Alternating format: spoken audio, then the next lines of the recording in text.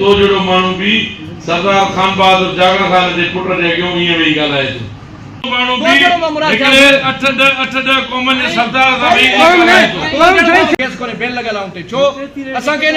के इनन सवालन जा जवाब खपन गाल हिकड़ी कोने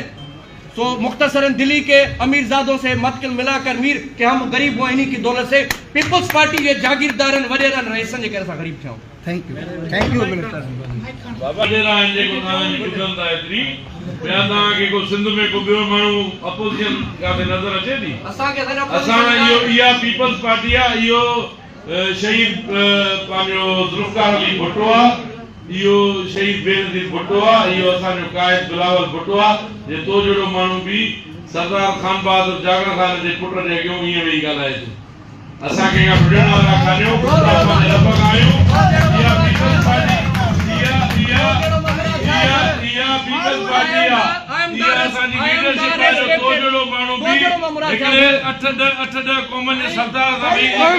कौन सिंधिया इज्जत अल्लाह जे तमया I am the respected citizen of this country and the अल्लाह जे तमया निजे रखना के वाली कॉमन वालो जो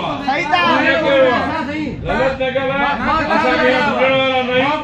असा पानी लीडरशिप जे करे तुझे रीत दूंगा आराम से वही तू मुझे अगर मुझे गलत गला सर बा गलत ओए ताने कम ने अरे ओए बाबा ना सके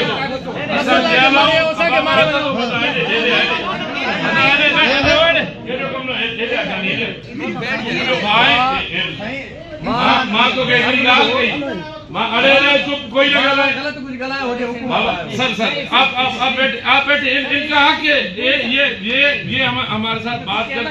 हम पीपल्स पार्टी के वर्कर हैं ये हमसे जैसे बात करें आप बैठ असा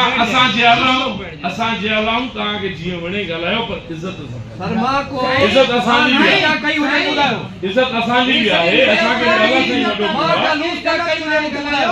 असा सही बेनजीर जा पोए लगायो असा ताजी हर से बर्दाश्त करदा पर इज्जत है